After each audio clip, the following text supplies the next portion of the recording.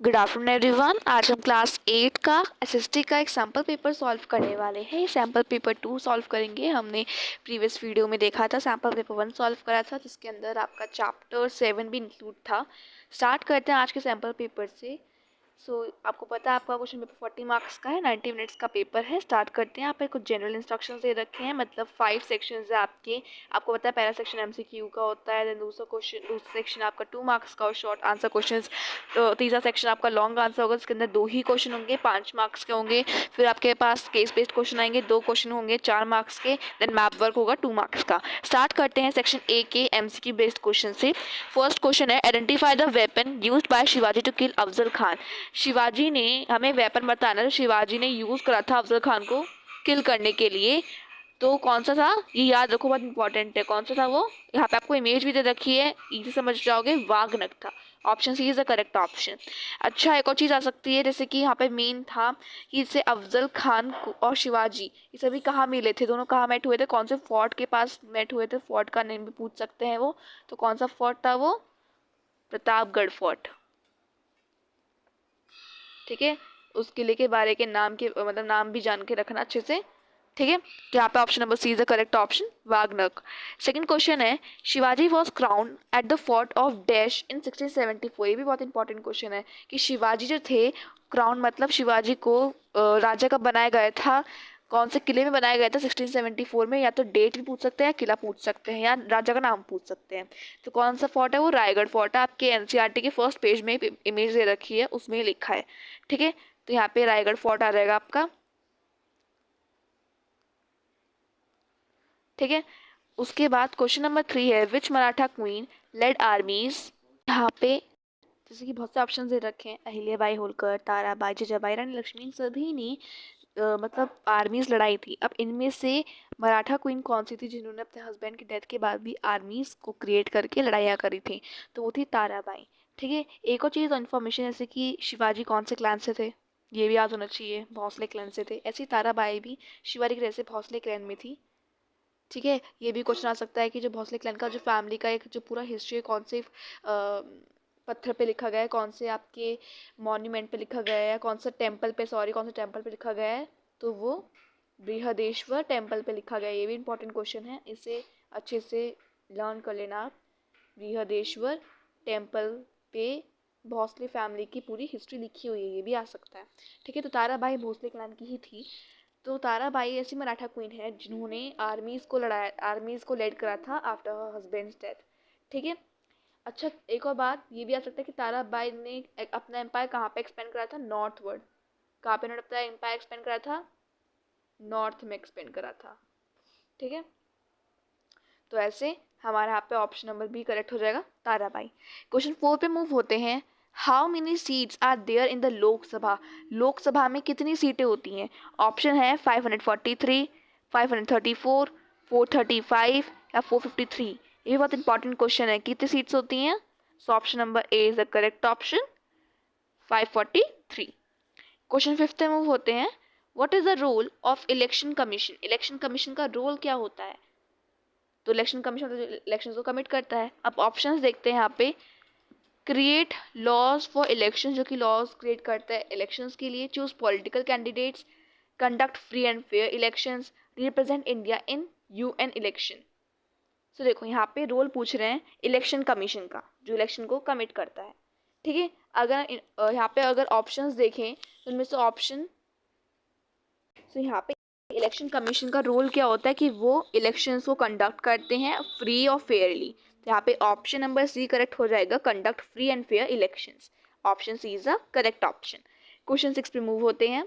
Which system is followed in Indian elections for choosing candidates. So कौन से system में which system is followed in Indian elections, कौन सा system Indian elections में use होता है कैंडिडेट्स को चूज करने के लिए? सो यहाँ पे है, a person securing more than 50% votes. एक पर्सन के पास 50% से ज़्यादा वोट्स हैं, वो बनते हैं इंडियन कलेक्शन, मतलब इंडियन इलेक्शंस में कैंडिडेट्स किस तरीके से चूज होते हैं। या first past the post, preferential voting, या डायरेक्ट सिलेक्शन। सो कौन सा इंडियन इलेक्शन का कौन सा सिस्टम मेथड फॉलो होता जा रहा है?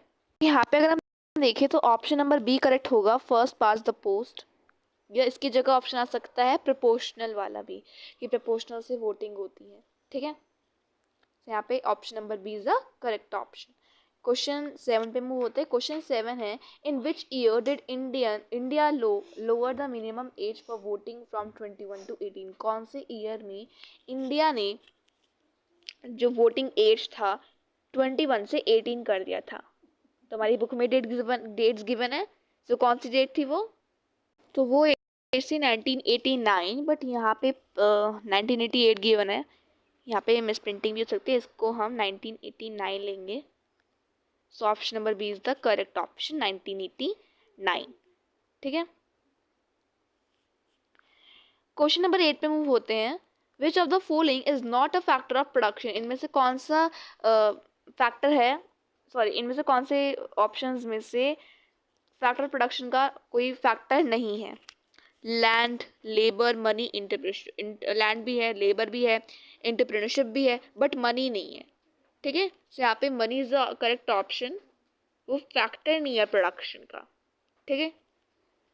क्वेश्चन नंबर 9 पे मूव होते हैं। Human capital refer to. Human capital क्या रिफर करता है? Building and machines, workers, skill and education, natural resources, bank deposits. So human capital मतलब ह्यूमन की स्किल कितनी है, इंसानों के स्किल के थ्रू ही तो हमें कोई प्रोडक्शन कर पाते हैं। So option B is the correct option, worker, skill and education. Question 10 पे मूव होते हैं। Risk bearing is a function of. Risk bearing किसका फंक्शन है? लेबर का, कैपिटल का, एंटरप्रेन्योरशिप का, लैंड का। जहाँ पे भी रिस्क वर्ड आ जाए समझ जाओ वो एंटरप्रेन्योरशिप का एक फंक्शन है। So option C is the correct option, because risk कौन लेता है? एंटरप्रेन्योर लेते हैं। सेक्शन बी के साथ मूव होते हैं। शॉर्ट आंसर टाइप क्वेश्चन, यहाँ पे 5 क्वेश्चन होंगे 2 मार्क्स के। क्वेश्चन नंबर 7 क्वेश्चन नंबर 11 है, what is the universal adult franchise. Very important question, ये आएगा ही आएगा, प्रैक्टिस कर लेना। तो उसको मैं आपको आंसर लिख के दिखा देती हूँ, देन डिस्कस करते हैं इसके आंसर को। तो यहाँ पे मैंने इसका आंसर लिख दिया यहाँ पे, क्योंकि शॉर्ट आंसर्स लिखने हमें 2 मार्क्स का है, तो मैंने एक लाइन लिखी है, आप इसको भी लिख सकते हैं, तो आपको फुल मार्क्स मिलेंगे। जैसे क्वेश्चन नंबर 11 था, what is universal adult franchise. Universal adult franchise क्या है? So universal adult franchise is an act in which all people have right to vote by the age of 18 and more than। आप चाहो तो इसमें लिख सकते हो कि हर टाइप के पीपल्स, इवन कास्ट, ठीक है, आपका कलर, उस सभी के हिसाब से भी आप लिख सकते हैं, रिच एंड पुअर सब कुछ लिख सकते हैं। यहाँ पे अगर आपको, क्योंकि यहाँ पे शॉर्ट लिखने हैं तो मैंने इतनी लाइन लिखी है, आप चाहो और जोड़ सकते हैं लाइन इसके अंदर। यूनिवर्सल एडल्ट फ्रेंचाइज क्या है? एक एक्ट है जिसके अंदर सभी लोगों को हक है वोट करने का। ये सभी लोग वोट कर सकते हैं, इवन आप किसी भी कास्ट से हों, किसी भी कलर से हों, किसी भी रिच बैकग्राउंड के हों या पुअर बैकग्राउंड को, सभी को हक है, ठीक है। लेकिन एज आपकी 18 होनी चाहिए या 18 से मैक्सिमम होनी चाहिए, ठीक है। तो आप पे ऐसे क्वेश्चन 11 का आपको आंसर लिखना है। क्वेश्चन 12 पे मूव होते हैं। क्वेश्चन 12 है, how does human capital differ from physical capital. तो ह्यूमन कैपिटल एक फिजिकल कैपिटल से कैसे डिफरेंट है, उसको हमें एक्सप्लेन करना है। तो यहाँ पे टेबल के थ्रू आप शो करना, ठीक है, क्योंकि वो तो 2 मार्क्स का क्वेश्चन, तो 2 ही पॉइंट्स मैं आपको बता रही हूँ, क्योंकि हमारे क्लास 8 के हिसाब से देखना है। तो फिजिकल कैपिटल है, ह्यूमन कैपिटल। अब इसे डिफरेंट कैसे करना है? तो फिजिकल कैपिटल टेंगिबल होता है एंड ह्यूमन कैपिटल इंटेंगिबल होता है। मतलब एक तरीके से फिजिकल कैपिटल जो बेसिकली है वो थोड़ा सा हार्ड होता है, या कह सकते हो physical capital basically human capital थोड़ा सा हार्ड होता है। It can B easily sold in the market. Physical capital को आप इजली सोल्ड कर सकते हैं। It can not be sold in the market. Human capital को आप सोल्ड नहीं कर सकते मार्केट को। वाई? जैसे ह्यूमन कैपिटल में आता है स्किल, एजुकेशन। क्या कभी आप विद्या को खुलेआम बांट सकते हो? बिक सकती है आपकी विद्या? नहीं। जो आपकी नॉलेज है क्या वो सोल्ड हो सकती है? नहीं। Why? Because it is a human capital. So जो मेन लाइन लिखनी है ना, आप जैसे सेकंड वाली लाइन लिख सकते हैं, बहुत मेन है, बहुत इंपॉर्टेंट है, तो आप इसे लिख सकते हैं कि it can be sold in the market. Physical capital like jug हो गया, आपका कोई ड्रेस हो गया, एसेसरीज हो गई, कोई भी सामान हो गया, ठीक है, आप उसको बेच सकते हो। लेकिन ह्यूमन कैपिटल जो लेबर है, जो हमारी मेहनत है, एजुकेशन है, स्किल है, उनको नहीं बेच सकते आप मार्केट में, ठीक है। एंड आप इसे लिख सकते हैं इस वाले को भी, that physical capital can be separated from its owner. Physical capital को आप उसके ओनर से सेपरेट कर सकते हो। मतलब जैसे कि मान लो किसी ने सामान बनाया, तो वो सामान फैक्ट्री से सामान बना, वो सामान फैक्ट्री से गया आपके किसी दुकान के पास, उसी दुकान के दुकान का जो पूरा एक वो होता है जिसके अंदर सारे सामान रहते हैं, वो उसी दुकान से वो सामान उसके एक रेगुलर शॉप पे गया जहाँ से सामान लोग लेके जाते हैं, तो उसके ओनर से चला गया, सेपरेट हो गया वो सामान। बट ह्यूमन कैपिटल को आप सेपरेट नहीं कर सकते ओनर से। मतलब जो आपने भी, जब जैसे सैम्पल पेपर कर रहे हो तो आपको नॉलेज अच्छे से गेन हो रही है कौन कौन से क्वेश्चन इंपॉर्टेंट है, तो ये क्वेश्चन आपसे कोई नहीं छीन सकता ना। यस, तो ये आप 2 इंपॉर्टेंट लाइन लिख सकते हैं, बिकॉज हमें 2 इंपॉर्टेंट लाइन लिखनी थी, ठीक है। तो ये आपका हो जाएगा, कुछ इस टाइप में आपको टैबुलर फॉर्म में बना के लेना है। अब स्टार्ट करते हैं नेक्स्ट क्वेश्चन से। क्वेश्चन 13 है हमारा, just a minute, yes. What is the factor of production, list the 4 factors of production. Factor of production क्या है, और हमें 4 फैक्टर्स ऑफ प्रोडक्शन बताने हैं, तो उसको मैं लिख के दिखा देती हूँ। सो यहाँ पे फैक्टर्स ऑफ प्रोडक्शन क्या होता है, तो factors of production are the factors.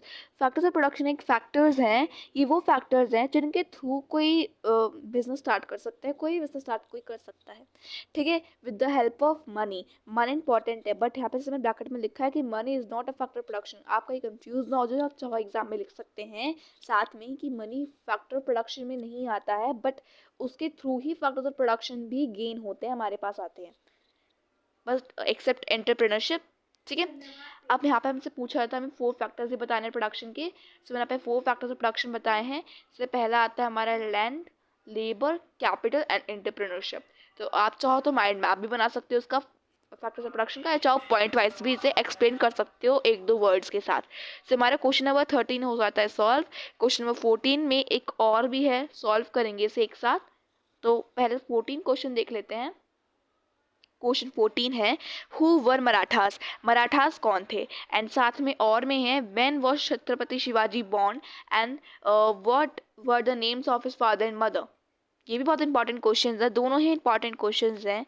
Marathas कौन थे, एंड छत्रपति शिवाजी कब बॉर्न हुए या कब उनकी डेथ हुई, ये भी आ सकता है, and what were the names of his father and his mother. तो एक साथ सॉल्व करते हैं इन्हें। सो यहाँ पे मैंने इसका आंसर लिख दिया है, इसको एक बार डिस्कस कर लेते हैं। That Marathas are those people who belong to Deccan plateau.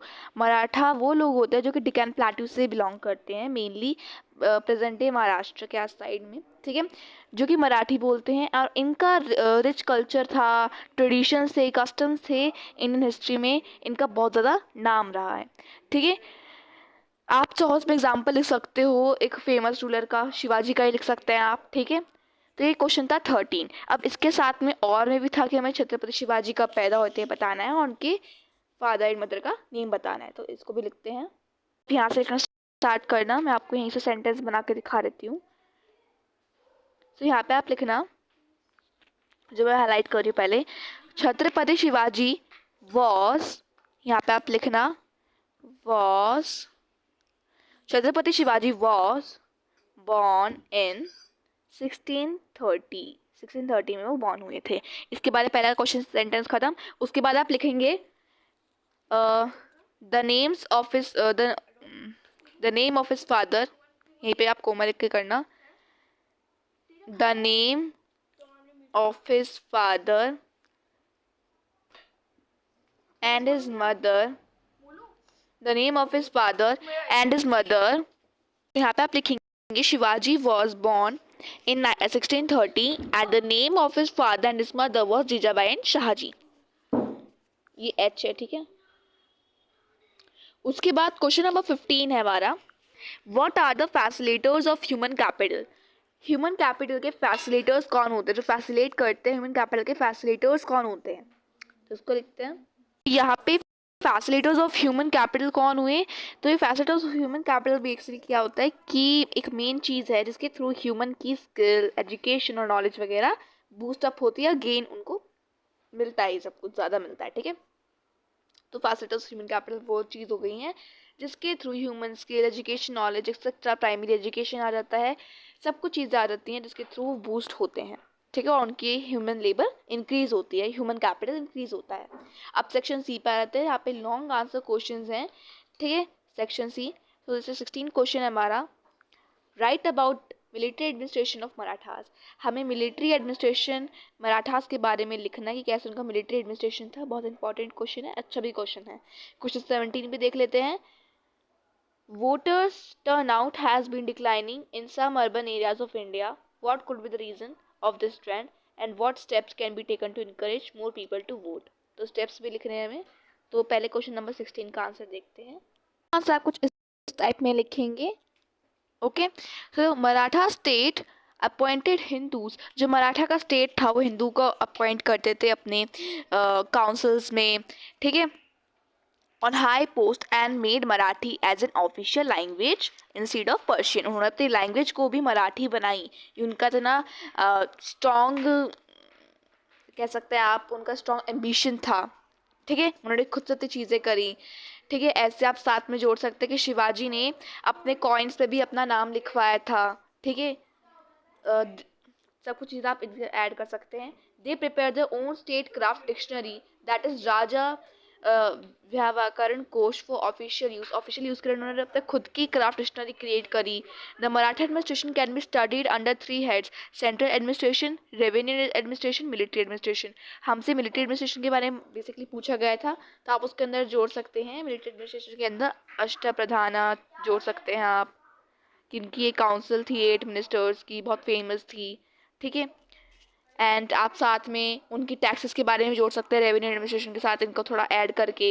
Central administration में आप लिख सकते हैं पंचायत सिस्टम वगैरह थी, कोतवाल वगैरह थे जो सभी लॉज को देखते थे, कहीं जगह जस्टिस नहीं हो रहा तो उस चीज़ को देखा करते थे। तो ऐसे से आप इस आंसर को और बड़ा कर सकते हैं अपने तरीके से, वरना ये आंसर भी लॉन्ग है एंड इसको आप एग्जाम टाइप पे लिख सकते हैं।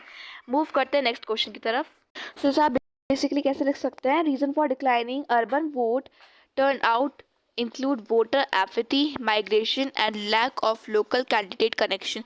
ये जो लोकल लोग हैं उनका कनेक्शन नहीं पहुंचा है, उन तक बात नहीं पहुंची कि इलेक्शंस होने वाले हैं। तो steps to encourage voting involve targeted awareness campaigns, कि हमें अवेयरनेस कैंपेन्स लगाने पड़ेगी कि इलेक्शंस होने हैं, इलेक्शन करना बहुत इंपॉर्टेंट है। हमें एक्सेसिबिलिटीज़ को इम्प्रूव करना पड़ेगा कि सभी लोग एक्सेसिबल हो सके, ईजिली वोट कर सके। And leveraging digital platforms, digital platforms के थ्रू कि फ़ोन पे भी हम इलेक्शंस कर सकें, तो उस तरीके से ज़्यादा लोगों की वोटिंग हो पाएगी। अब यहाँ पे स्टेप से रखें, ठीक है। सो रीज़न, पहले क्वेश्चन था रीज़न बताना हमें। So vote apathy, a general lack of interest और a feeling that one's vote does not matter. जिस लोगों को लगता है कि अब हम वोट करेंगे क्या ही हो जाएगा, मतलब कोई मैटर नहीं करता दूसरे के वोट करने से, तो ये चीज़ है। Migration, that many urban residents are migrants who may not be registered to vote at their current location or find it difficult to travel to their home constitution to vote। कुछ लोग का transfer होता रहता है तो वो vote नहीं कर पाते हैं बिकॉज उनको एक होम नहीं मिल पाता जिसके थ्रू वो बैठ के अच्छे से वोट कर पाए, ठीक है। थर्ड है lack of connection with candidates, candidate से कनेक्शन नहीं हो पाता, मतलब कुछ वोट्स डिस्कनेक्ट हो जाते हैं या अच्छे से कुछ वोटर डिस्कनेक्ट हो जाते हैं लोकल कैंडिडेट्स से, वोट नहीं कर पाते हैं वो किसी इशू के दौरान पे, ठीक है। यहाँ पे स्टेप्स दे रखे हैं to encourage voting, like targeted awareness campaigns. आप अवेयरनेस कैंपेन्स को टारगेट करें कि कहीं हर छोटी छोटी जगह पे अर्बन पॉपुलेशन से ज़्यादा जिस पे ज़्यादा भीड़ है, ठीक है, वहाँ पे आप कैंपेन्स को लगाइए।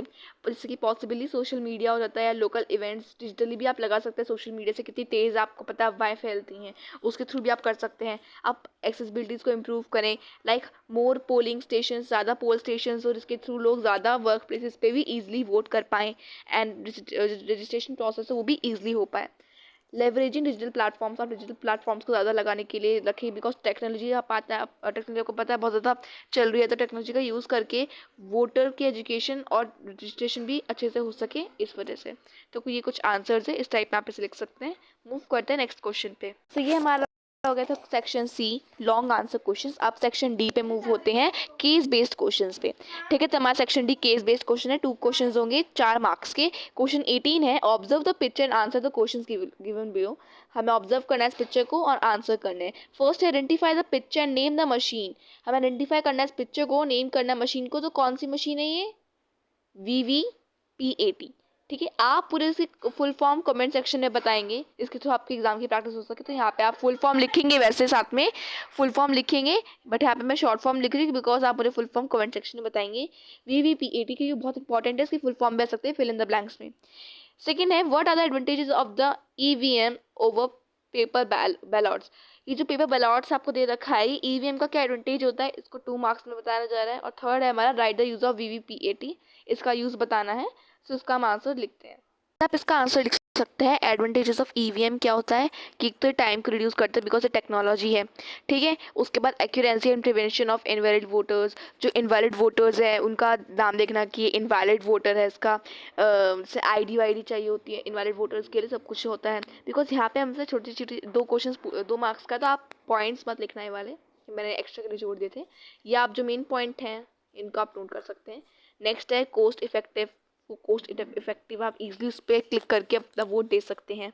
फोर्थ है सिक्योरिटी उसके अंदर ज़्यादा है कि मतलब कोई अपनी उसके अंदर हर किसी की पर्सनल डिटेल्स नहीं शेयर होती हैं, तो ये कुछ एडवांटेजेस हैं ईवीएम के, ठीक है। थर्ड था हमारा, उसका आंसर आपको जिस टाइप में लिखेंगे क्योंकि पहला क्वेश्चन था कि वीवीपीएटी क्या है और उसके एडवांटेजेस बताने हैं। सो वीवीपीएटी अभी आपको फुल फॉर्म दे दिया है यहाँ पे, voter variable paper adult trail, ठीक है। इसकी फुल फॉर्म क्या होती है, voter variable paper adult trail. Unit is use to verify, एक ऐसी यूनिट है जिसके थ्रू हम वेरीफाई करते हैं वोट और वोटर की कास्ट उस ईवीएम पे, और वो रिकॉर्ड हो जाती है करेक्टली, लेकिन सिक्योरिटी के थ्रू वो किसी से शेयर नहीं हो सकती है। It prints a paper slip, वो एक पेपर स्लिप को प्रिंट करता है जिसके अंदर कैंडिडेट का नाम और सिंबल बना होता है, मतलब जिस पे वो वोट करना चाह रहा है, लाइक बीजेपी, ठीक है, इंडियन नेशनल कांग्रेस, जिस चीज़ वो वोट करना चाह रहा है उसका सिंबल बना होता है। Which the voter can view briefly, इसके थ्रू वोटर से देख सकता है कि उसने कौन सा सिंबल पे क्लिक करा है, before it drops into a sealed box, sealed box से डालने से पहले वोटर अच्छे देख भी सकता है कि उसने कौन से सिंबल पे क्लिक करा है। Serving as a independent verification system and adult trade, एक इंडिपेंडेंट वेरिफिकेशन सिस्टम है इसके थ्रू आप इजीली वोट कर सकते हैं। तो ये कुछ इस टाइप का आपको आंसर लिखना है। नेक्स्ट करते हैं, नेक्स्ट मूव होते हैं नेक्स्ट क्वेश्चन पे। कुछ इस टाइप के इसके क्वेश्चंस थे। अब 19 भी है। Ritna runs a small restaurant called Pause and Point on the outskirts of a city. She chose a suitable location near the highway and took the land on rent. To start the restaurant, she used her personal savings and also took a loan from a bank to buy kitchen equipment, furniture, gas, stoves and utensils. Ratna hired 7 workers, including cooks and helpers, who use their skill and experience to prepare tasty food for customers. She regularly trains her staff to improve food quality and service. तो एक हमारा paragraph है। अब इसके एक और paragraph है को। So Ratna herself take important decision related to pricing, menu selection and customer satisfaction. Recently, she started using digital payment systems and food delivery apps to reach more customers. She also ensured that waste is managed properly and water is used carefully to protect the environment. So हमारा पूरा paragraph है। अब इसके base पे कुछ questions दे रखे हैं। जैसे फर्स्ट क्वेश्चन है, name any one factor production used in Ratnas restaurant. हमें एक फैक्टर प्रोडक्शन बताना है इसने रत्ना के रेस्टोरेंट में यूज हुआ है। आप ह्यूमन लेबर लिख सकते हैं, ह्यूमन कैपिटल, उसने 7 लोगों को हायर करा था for their skills. So human capital लिख लेते हैं यहाँ पे। आप चाहो लैंड लिख सकते हो, उसने एक लैंड लिया था। आप चाहो एक एंटरप्रेन्योरशिप ले सकते हो कि उसने डिसीजंस खुद इंपॉर्टेंट डिसीजंस लिए, प्राइसिंग देखी, सब कुछ, ठीक है। नेक्स्ट है हु इज एन एंटरप्रेन्योर। यहाँ पे एंटरप्रेन्योर कौन हुआ, तो रत्ना हुई। हर सेल्फ लिख सकते हैं आप ब्रैकेट में, बिकॉज कितने 4 मार्क्स का है, ठीक है। तो रत्ना हर सेल्फ। थर्ड है, mention 2 ways in which technology helps Ratna in restaurant. Technology ने कैसे हेल्प करा रत्ना को, उसके 2 वेज लिखने हैं, ठीक है। सो यहाँ पे जैसे कि आप लिख सकते हो, शी स्टार्टेड यूजिंग, आप लिख सकते हो यूजिंग डिजिटल पेमेंट सिस्टम्स, पहला हुआ। एंड टूज आप लिख सकते हैं फूड डिलीवरी एप्स, ठीक है। डिजिटल आपके टेक्नोलॉजी का यूज़ हुए हैं, तो आप फर्स्ट इसमें क्या हो जाएगा, यूजिंग डिजिटल पेमेंट, किससे डिजिटल पेमेंट का यूज़ करा, उसके थ्रू जो आपका डिजिटल स्टेटमेंट सिस्टम्स होते हैं उनके थ्रू, ठीक है। दूसरा है फूड डिलीवरी एप्स, ठीक है। आप जोमेटो ले सकते हैं, स्विगी ले सकते हैं, सभी ये आपके फूड डिलीवरी एप्स हैं, तो इनके थ्रू से अपने फूड को कस्टमर तक पहुंचाए। तो कुछ 2 आपके टेक्नोलॉजी के ये वेज होते, तो आप इन्हें लिख सकते हैं। सेक्शन एफ है, लास्ट सेक्शन है आपका, सॉरी ई है ये।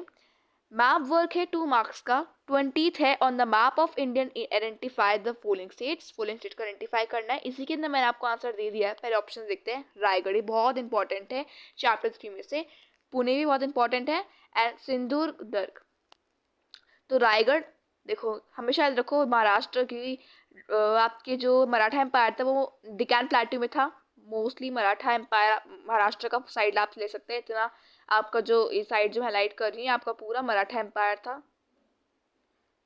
सो यहाँ पे मराठा एम्पायर में रायगढ़ फोर्ट साइड में था, इतना याद रखना। फिर पुणे भी इसी के अंदर है एंड सिंधु दुर्ग आपका थोड़ा सा नीचे है। ठीक है, तो ये आपने से कुछ इस टाइप में मार्क करना है। एक बार आपसे देख सकते हैं अच्छे तरीके से, यहाँ पे रायगढ़, यहाँ पे पुणे एंड सिंधु दुर्ग। तो ये था हमारा एग्जाम्पल पेपर मैप के साथ। तो आई होप आपको ये सैम्पल भी बहुत अच्छा लगा होगा, इससे आपकी प्रैक्टिस हो गई होगी। Subscribe for more videos. अगर आपको कोई और सैम्पल पेपर चाहिए, किसी और सब्जेक्ट से रिलेटेड चाहिए, या किसी और चैप्टर की एक्सप्लेनेशन आपके पास आपको चाहिए, या किसी क्वेश्चन पे डाउट हो इस चैप्टर में, आप मुझसे पूछ सकते हैं। Thank you for watching the video.